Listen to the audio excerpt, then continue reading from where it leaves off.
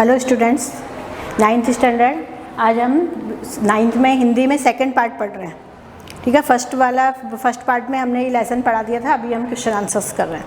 तो इसमें हम पहले क्वेश्चन आंसर्स को कर देते हैं कि शिशुपाल ने अपने घर का दरवाज़ा क्यों खोल दिया। तो शिशुपाल ने अपने घर का दरवाज़ा जब परदेसी को उसने अपने घर के द्वार पे देखा तो उसे लगा कोई मेहमान है और अतिथि देवो भव की भावना समझकर उसने अपने घर का दरवाज़ा खोल दिया। शिशुपाल किस अवसर की तलाश में था। तो शिशुपाल इस अवसर की तलाश में था कि अगर मुझे अवसर मिले तो मैं राज्य में न्याय का डंका बजा दूंगा। कि उसे लगता था कि वो एक ब्राह्मण है और पढ़ा लिखा समझदार है, इसलिए वो इस न्याय व्यवस्था को ठीक कर सकता है।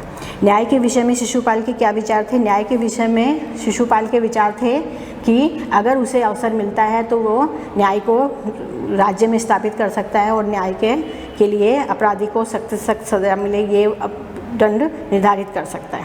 परदेसी कौन था, उसने दूसरे दिन क्या किया। परदेसी जो था वो सम्राट अशोक ही था और सही न्याय मंत्री की तलाश में उसने परदेसी का रूप धारण किया था। और जब परदेसी को लगा कि शिशुपाल जो है वो एक अच्छा न्याय मंत्री बन सकता है तो ये सोचकर वो राजमहल गया और वहाँ पर उसने अपने सैनिकों को भेजकर शिशुपाल को राजमहल में बुला लिया। सम्राट अशोक ने शिशुपाल को राजमुद्रा क्यों दी। तो सम्राट अशोक ने जब देखा कि शिशुपाल जो है वो अच्छे से न्याय कर सकता है तो उन्होंने उसे न्याय मंत्री बनाया। और न्याय मंत्री के पद के लिए क्योंकि एक ऑफिशियली वो होना चाहिए तो इसलिए उन्होंने अपनी अंगूठी निकाली और वो उसे राजमुद्रा के रूप में दे दी कि ये राजमुद्रा से उसमें आप जो भी काम करोगे तो वो इसके लिए ये है कि ये राज्य की तरफ से निर्देश दिया गया कि ये उनके पद की एक पहचान थी। ठीक है, राज्य में न्याय के विषय में परिस्थितियां कैसे बदल गई। राज्य में न्याय के विषय में परिस्थितियां इस तरह बदल गई कि अभी न्याय मंत्री जो है वो उन्होंने बहुत अच्छे से न्याय करना शुरू किया और अपराधी को सख्त से सख्त सज़ा मिलने लगी। इससे अपराधियों में भय व्याप्त हो गया और वो अपराध करने से डरने लगे और इसीलिए राज्य में न्याय की व्यवस्था सब तरफ फैल गई और सभी उससे रात को लोग अपने घरों के दरवाजे भी खुले छोड़कर सो जाते थे। तो ये सोचकर अपराधी जो हैं वो डरने लगे कि अगर उन्होंने अपराध करते हुए वो पकड़े गए तो उन्हें शायद सख्त से सख्त सज़ा मिलेगी। पहरेदार की हत्या होने पर शिशुपाल की स्थिति कैसी हो गई। पहरेदार की हत्या होने पर शिशुपाल की स्थिति हो गई कि उसे बड़ा आश्चर्य हुआ कि राजमहल में घुसकर किसने पहरेदार की हत्या कर दिया। वो पहरेदार जो है वो एक राज्य का कर्मचारी है और अगर कोई व्यक्ति राज्य के अंदर घुसकर अगर पहरेदार की हत्या कर देता है तो इसका मतलब उसकी न्याय व्यवस्था ठीक नहीं है और शायद कानून व्यवस्था में ही कुछ खामियां है और फिर वो कल को अगर ऐसा है तो वो राजा को भी मार सकता है। तो उनकी रातों की नींद हराम हो गई और उन्होंने रात दिन एक करके वो उस अपराधी का पता लगाने की कोशिश वो करने लगे।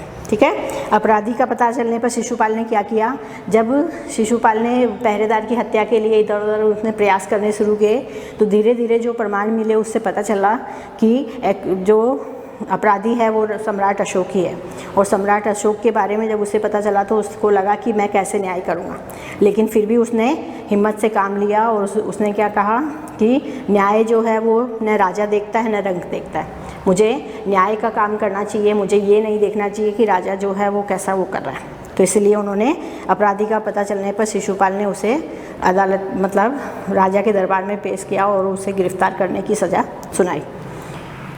फिर विस्तार से लिखे उन्होंने न्याय मंत्री की खोज कैसे की। तो उन्होंने एक परदेसी का रूप बनाया और वो वहाँ पे गए और वहाँ पे उन लोगों की आपस में बातचीत हुई और इस तरह उन्होंने न्याय मंत्री के पद के लिए शिशुपाल को सही उपयुक्त माना और जो ब्राह्मण शिशुपाल थे उन्हें दरबार में आने के लिए कहा और जब दरबार में वो आए तो उन्होंने उसे न्याय मंत्री का पद दे दिया। तो इस तरह आप उसको थोड़ा डिटेल में वो करके लिख सकते हो। ठीक है, पूरा वैसा लिखने की ज़रूरत नहीं है, आप बड़ी आसानी से सेंटेंस वो करने की बजाय आप उसको अपने शब्दों में बना के लिख सकते हैं। सम्राट अशोक ने न्याय मंत्री का पद देने हेतु शिशुपाल को क्या दिया कि सम्राट अशोक को जब लगा कि ये व्यक्ति सही न्याय कर सकता है तो हमें भी अपनी पहचान देने के लिए कोई आइडेंटिटी कार्ड वगैरह वो सब मिलता है। तो वैसे ही सम्राट अशोक ने अपनी उंगली में से अंगूठी निकालकर वो राजमुद्रा के रूप में शिशुपाल को दी कि आज से तुम न्याय मंत्री हो और ये जो अंगूठी की जो मोहर है वो तुम्हारे लिए जो राजमुद्रा है। ठीक है, जैसे हमारे पास भी कोई भी गवर्नमेंट का जैसे कोई कागज़ वगैरह आते हैं, कोई नोटिस वगैरह आता है तो उस पर सील लगी होती है, तो वो सील जो है वो एक तरह से राजमुद्रा है। समझ में आया। सम्राट अशोक क्यों गदगद हो गए? जब सम्राट अशोक ने ये देखा कि शिशुपाल ने उस अपराधी का पता लगा लिया है जो कि पहरेदार की हत्या की, और वो अपराधी कोई और नहीं बल्कि सम्राट अशोक खुद ही है। और उन्हें जिस तरह उन्होंने सजा दी तो वो उसकी वीरता और उसके न्याय को देखकर वो प्रसन्न हुए, और उन्होंने कहा कि ऐसा व्यक्ति जो राजा को भी अगर अपराधी ठहराने में किसी तरह का संकोच नहीं करता, तो ऐसा व्यक्ति जो है वो राज्य में अच्छे न्याय की स्थापना कर सकता है। और ये देखकर उनके वो गदगद हो गए और उन्होंने शिशुपाल को इनाम देने की कोशिश की। ठीक है। न्याय मंत्री निरुत्तर क्यों हो गए? न्याय मंत्री इसलिए निरुत्तर हो गए क्योंकि सम्राट अशोक ने क्या कहा कि जब तक तुम इस राज्य में हो तुम्हें ये न्याय का पद संभालना पड़ेगा, तुम इस पद को छोड़ नहीं सकते हो, क्योंकि तुमने इतना अच्छा न्याय किया है। और ऐसा व्यक्ति जो कि राजा को भी अगर दंड देने से हिचकिचाता नहीं है तो वो फिर किसी भी अपराधी के बीच में किसी तरह का कोई भेदभाव नहीं करेगा। और आज समाज में हमें ऐसे ही न्याय मंत्री की आवश्यकता है। तो ये सुनकर उन्होंने वो निरुत्तर हो गए। निरुत्तर होना माने लाजवाब होना, मतलब जिसका कोई जवाब हमारे पास ना हो। ठीक है। न्याय मंत्री ने अपराधी सम्राट के जीवन की रक्षा किस प्रकार की? न्याय मंत्री ने अपराधी सम्राट के जीवन की रक्षा करने के लिए, क्योंकि राजा ने अपराध किया तो उन्हें सज़ा तो मिलेगी, तो ये सोचकर उन्होंने उसे गिरफ्तार करवा दिया। और उनके उसमें उन्होंने क्या किया कि वैसे ही एक सोने की, उनके वजन के बराबर एक सोने की मूर्ति बनाई, और उस मूर्ति को उन्होंने एक सांसे रूप में उसे वो करने की कोशिश की कि हम राजा को हम सज़ा नहीं दे सकते, क्योंकि राजा है वो ईश्वर का अवतार होता है और ईश्वर ही उसे सज़ा दे सकते हैं, इसलिए हम प्रतीक रूप में ऐसा करेंगे। और उन्होंने उसको फांसी की सज़ा देकर और उससे उस जो पैसे मिले वो उस पहरेदार के परिवार को दे दिए। इस तरह उन्होंने राजा की रक्षा भी कर ली और न्याय को भी उन्होंने स्थापित कर दिया। ठीक है। तो ये क्वेश्चन आंसर्स हो गए हैं, तो आप क्वेश्चन आंसर्स नोटबुक में लिखेंगे। फिर कौन किससे कहता है, ये विधान कौन किससे कहता है? तो फर्स्ट वाला जो है, यह मेरा सौभाग्य है, ये किसने कहा? शिशुपाल ने परदेसी से कहा। ठीक है। फिर सेकंड वाला, दोष निकालना तो सुगम है परंतु कुछ करके दिखाना कठिन है, ये बात किसने कही? ये बात परदेसी ने कही शिशुपाल से। ठीक है। क्योंकि राजा अशोक जो है वो अभी परदेसी के रूप में है, तो हम सम्राट अशोक नहीं लिखेंगे, क्योंकि अभी हमें नहीं मालूम कि वो सम्राट अशोक है, तो इसीलिए हम परदेसी लिखेंगे। ठीक है।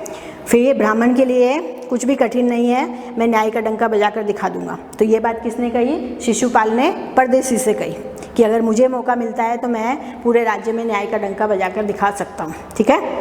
तो तुम अपराध स्वीकार करते हो, फोर्थ नंबर। तो ये वाक्य किसने कहे? न्याय मंत्री ने। अभी शिशुपाल नहीं लिखेंगे हम लोग, क्योंकि अभी वो क्या है? वो न्याय मंत्री है। ठीक है। तो न्याय मंत्री ने अपराधी अशोक से कहे, क्योंकि अशोक जो है वो सम्राट अशोक तो है, लेकिन अभी वो क्या है? अपराधी है। ठीक है। तो इसीलिए अपराधी अशोक से कहे। फिर महाराज ये राजमुद्रा वापस ले लें, मुझसे यह बोझ नहीं उठाया जाएगा, तो ये बात न्याय मंत्री ने, ब्राह्मण शिशुपाल नहीं लिखेंगे, हम लोग लिखेंगे न्याय मंत्री ने सम्राट अशोक से कहा। ठीक है। अभी क्योंकि उसे अपराधी वो करके उसे सजा दी गई है, लेकिन वापस उसे सम्राट बना दिया गया, तो इसलिए हम सम्राट अशोक लिखेंगे। ठीक है। हो गया। अभी विरोधी शब्द देखिए। फर्स्ट वाला परदेसी, तो परदेसी का मतलब होता है जो प्रदेश में जो दूसरे देश से आया हो। ठीक है। और स्वदेशी हो सकता है, स्वदेशी माने देश में बना हुआ, लेकिन देशवासी जो है वो उसका एक्चुअल में सही विलोम शब्द इसका देशवासी होगा, कि देश में रहने वाला, देश में वास करने वाला देशवासी। और जो प्रदेश में रहता है, जो बाहर रहता है, वो उसको हम परदेसी बोलते हैं, NRI जिसे हम बोलते हैं वो है। ठीक है। फिर सेकंड वाला, आदर का निरादर हो सकता है, अपमान हो सकता है ना, अनादर भी हो सकता है, अपमान भी हो सकता है, लेकिन एक्चुअल में जो सही वर्ड है वो निरादर है। ठीक है। फिर अपराधी का निरपराधी हो सकता है, निर्दोष हो सकता है। ठीक है। जब आपने अदालत का कई वो डिसीजन सुने होंगे तो उसमें वो लोग क्या बोलते हैं कि इसे निरपराधी घोषित किया जाता है, किसने कोई अपराध नहीं किया है, या इसे निर्दोष घोषित किया जाता है। ठीक है। फिर सुप्रबंध का कुप्रबंध। सुप्रबंध मतलब एकदम सिस्टमेटिक ढंग से काम होता है, और एक होता है कि ऐसे ही सब व्यवस्था फैली हुई है, तो उसे हम क्या कहेंगे? कुप्रबंध। ठीक है। कि मिसमैनेजमेंट। गिरफ्तार का होगा रिहा। गिरफ्तार करना मतलब इसे गिरफ्तार करना कि अपने अंडर उसमें ले लेने का, और रिहा करना मतलब उसे छोड़ देने का, बाइज्जत बरी किया जाता है, मतलब कि उसे रिहा किया जाता है। ठीक है। फिर स्वीकार का अस्वीकार। स्वीकार मतलब लेना, कि हम उस चीज़ को स्वीकार कर रहे हैं, और अस्वीकार करना मतलब उस चीज़ के लिए हमें मना करना। ठीक है। फिर समानार्थी शब्द, अतिथि, तो अतिथि का क्या समानार्थी शब्द, मतलब ऐसे शब्द जो कि लिखने में और बोलने में अलग होते हैं लेकिन उनका मीनिंग सेम होता है, उसे हम समानार्थी कहते हैं। तो इसे हम पर्यायवाची भी बोल सकते हैं। फिर मेहमान का क्या होगा, अतिथि का मेहमान। सेकंड वाला सुगम का जो है आसान, सुगम माने ये रास्ता वो सरल है, या ये सरल भी हो सकता है लेकिन उसका ज़्यादा क्या होगा कि ये हमारे लिए सुगमता से हम इसको कर सकते हैं, माने आसानी से कर सकते हैं, ठीक है। फिर कठिन का होगा सरल, ठीक है। कठिन जो है कि ये कार्य मेरे लिए बहुत कठिन है लेकिन ये कार्य मेरे लिए सरल है, ठीक है। फिर हैरान का होगा आश्चर्य, ठीक है।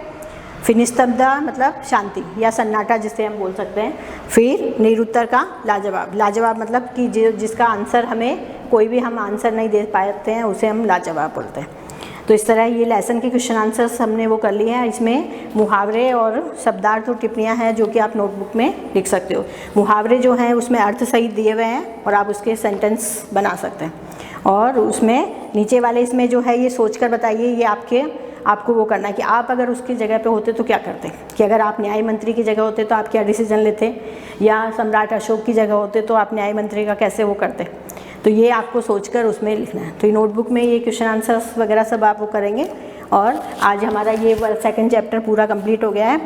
फर्स्ट चैप्टर जो है वो इसके बाद करवाएंगे, ठीक है। Thank you.